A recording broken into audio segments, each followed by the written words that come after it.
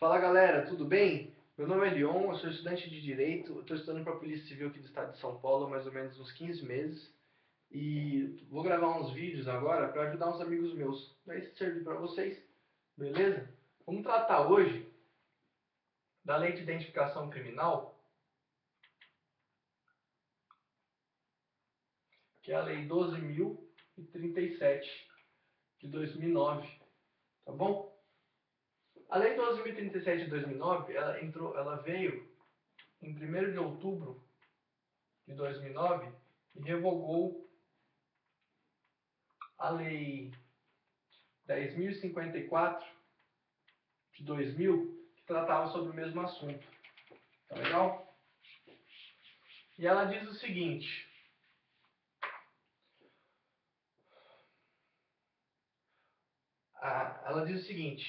o civilmente identificado não será submetido à identificação criminal, salvo nas hipóteses previstas nesta lei. Então, o artigo 1º diz que o civilmente identificado não será submetido à identificação criminal, salvo nos casos previstos nesta lei. Tá?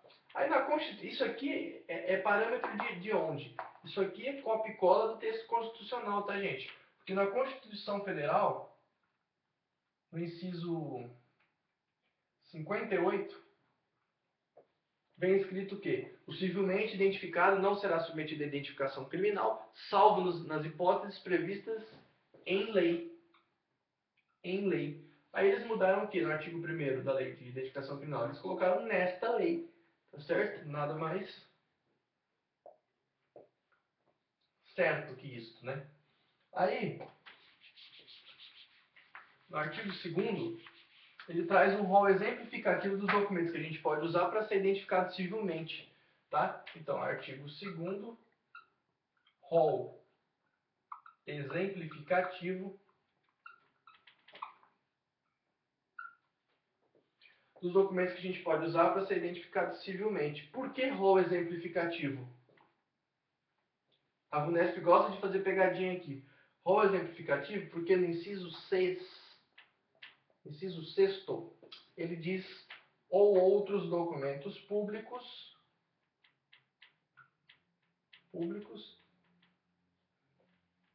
que comprovem sua identificação civil. Tá? Mas vamos lá, quais são esses documentos? Ela fala de carteira de identidade, fala de carteira de trabalho ou carteira profissional,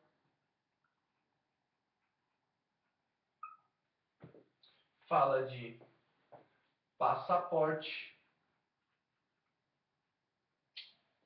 E aí vem, fala, outros documentos públicos que comprovem sua identificação civil. Então isso mostra que é um rol exemplificativo. Eu vou bater bem nessa tecla, tá, gente? Porque isso é importante.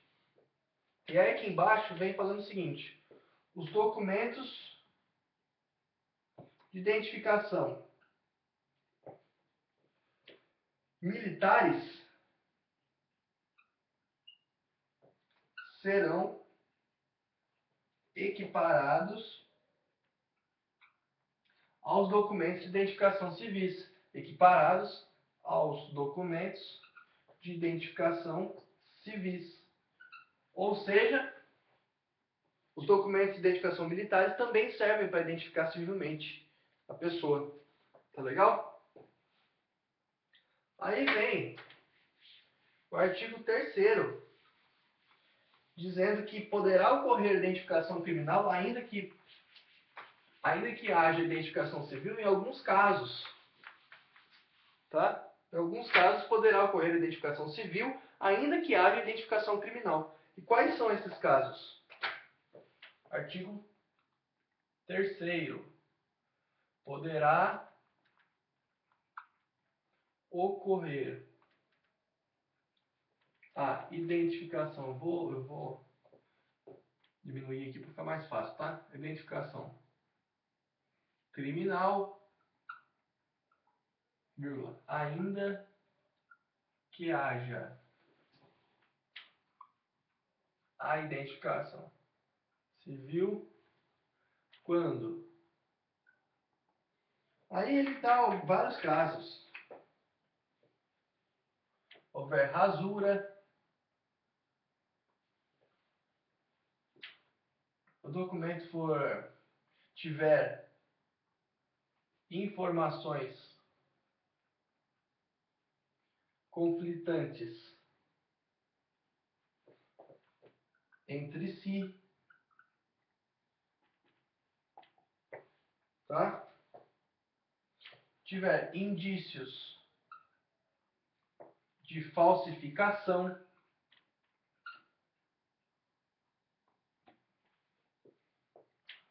constar de registros policiais, ou seja, ficha corrida,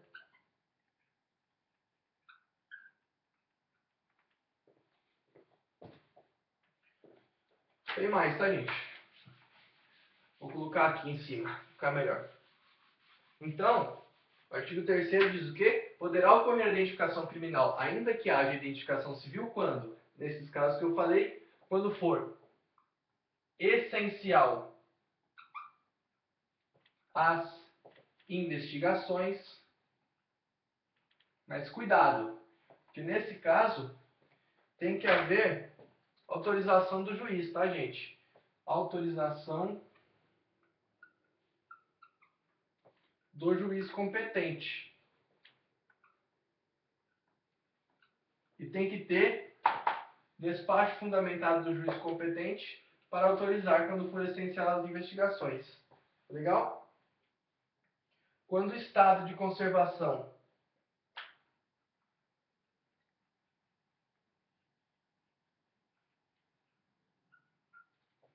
do documento, não possibilitar sua identificação,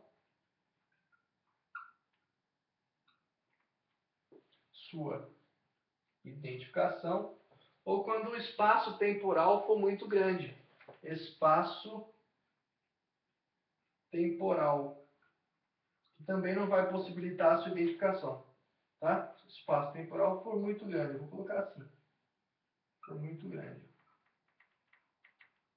Ele tem uma foto de quando era bebê no RG. O cara já tem 40 anos, não dá para identificar se aquele bebê de fato é ele. Então entra aqui quando o espaço temporal for muito grande. Tá legal? Aí o parágrafo único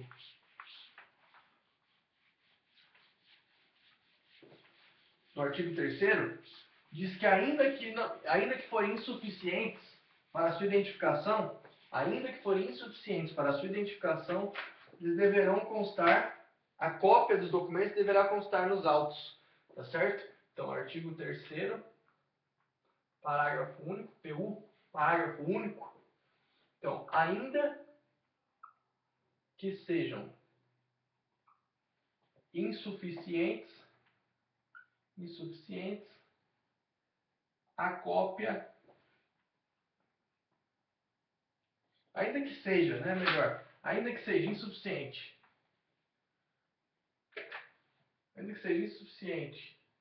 para identificação civil, a cópia do documento apresentado por ele deverá ser juntada aos autos. Beleza? Então é isso que fala o artigo 3º. Ainda que seja insuficiente, a cópia dos documentos deverá ser juntada aos autos. Aí vem o artigo 4º, que, sob o princípio da dignidade da pessoa humana, para não expor o identificado, né, na mídia, as pessoas, respeitando princípios constitucionais de respeito à dignidade da pessoa humana, o artigo 4º diz o seguinte: deverá a autoridade policial, delegada, cuidar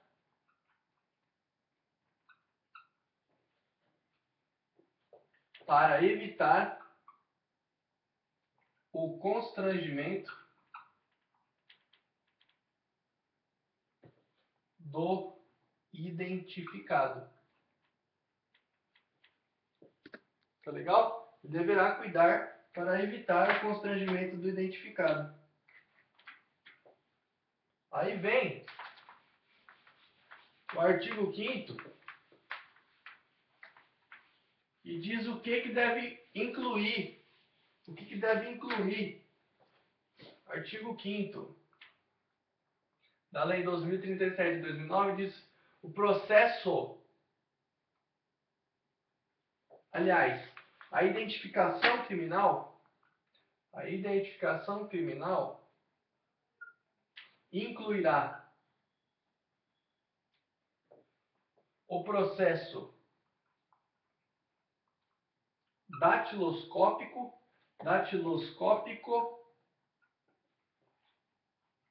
e o processo fotográfico. O processo, então, a identificação criminal incluirá o processo datiloscópico e o fotográfico, que serão juntados ao auto de prisão em flagrante,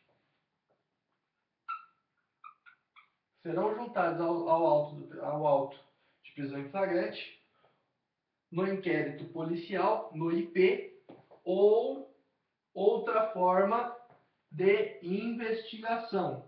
Eu vou apertar aqui, tá? Investigação. Então, a identificação criminal incluirá o processo datiloscópico e o fotográfico, que serão juntados no auto de prisão em flagrante, no inquérito policial ou em outra forma de investigação. Ou seja, isso vale também na ação penal. Não é só no procedimento administrativo do inquérito policial. Pode ser também na fase judicial. Tá legal?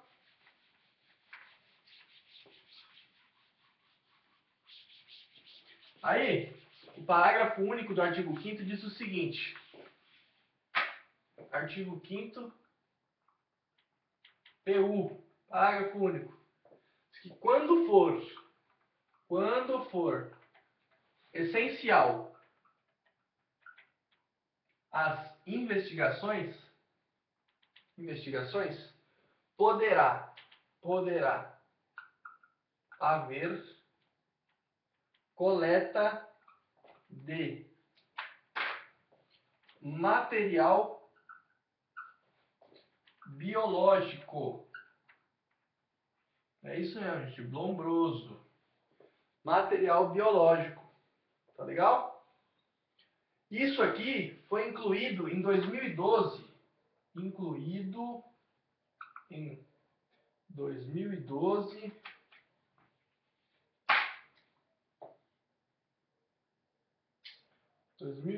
Pela Lei 12.654. Tá? O que foi incluído em 2012 pela Lei 12.654? Quando for essencial às investigações, poderá haver coleta de material biológico. Tá legal? E esse material biológico, essa coleta de material biológico, aí no artigo 5A, fala o seguinte no artigo 5A. Artigo 5º-A. Não poderão constar.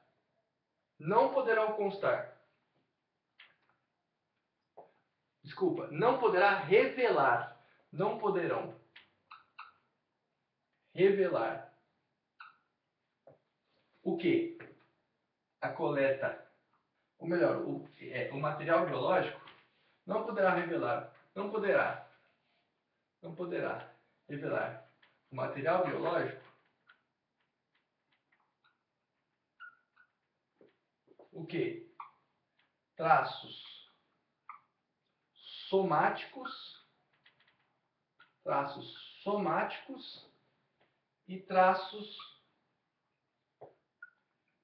comportamentais Isso a lei diz que não pode, gente. Não pode revelar. O material biológico não vai poder revelar traços somáticos nem traços comportamentais. O que então que vai poder revelar? Vai poder revelar gênero e DNA. Isso ele pode revelar. O gênero, ele pode ter gênero. Ele pode revelar o gênero e DNA. Beleza? Tá. Quais são as características disso aqui? O que é importante saber sobre a coleta de material biológico? A coleta, gente, o material biológico ficará sob sigilo, então será sigiloso. Ficará sob incumbência de quem? Do Departamento de Perícia. Departamento de Perícia Criminal. Tá certo? Perícia Criminal. De Perícia Criminal. Então ele tem caráter sigiloso e ficará a responsabilidade do Departamento de Perícia Criminal, obviamente coordenado por perito criminal.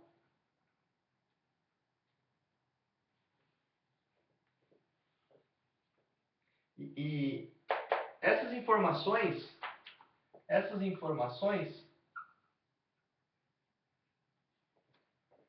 de caráter biológico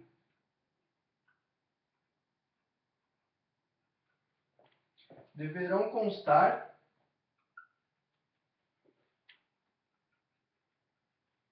em laudo pericial. Beleza? E, gente, outra coisa muito importante. A VUNESP gosta também. Provavelmente ela possa perguntar. O que acontece se alguém revelar isso que é sigiloso? A VUNESP vai falar assim, se alguém revelar isso que é sigiloso, ele sofre sanção penal. Só isso?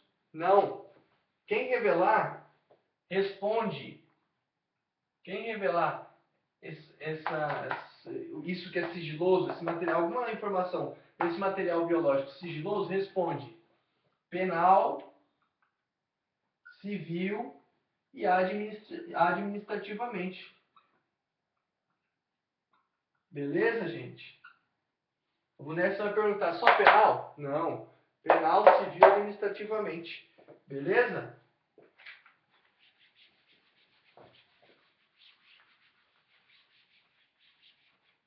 Aí o artigo 6º diz que é vedada a utilização da identificação criminal, da IDC, identificação criminal, do indiciado em atestados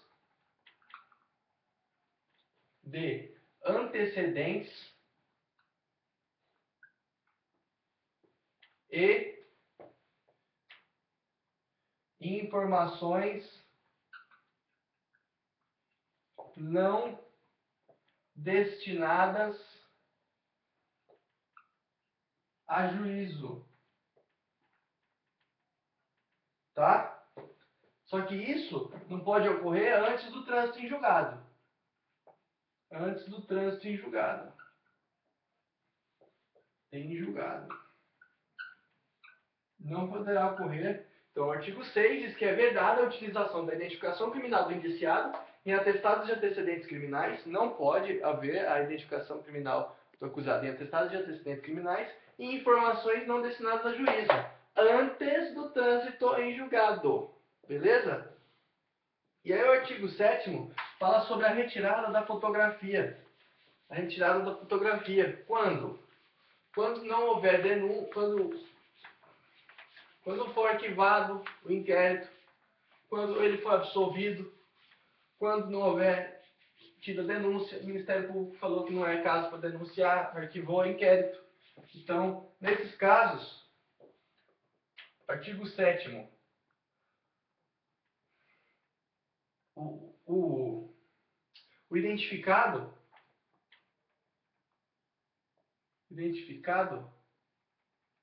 poderá requerer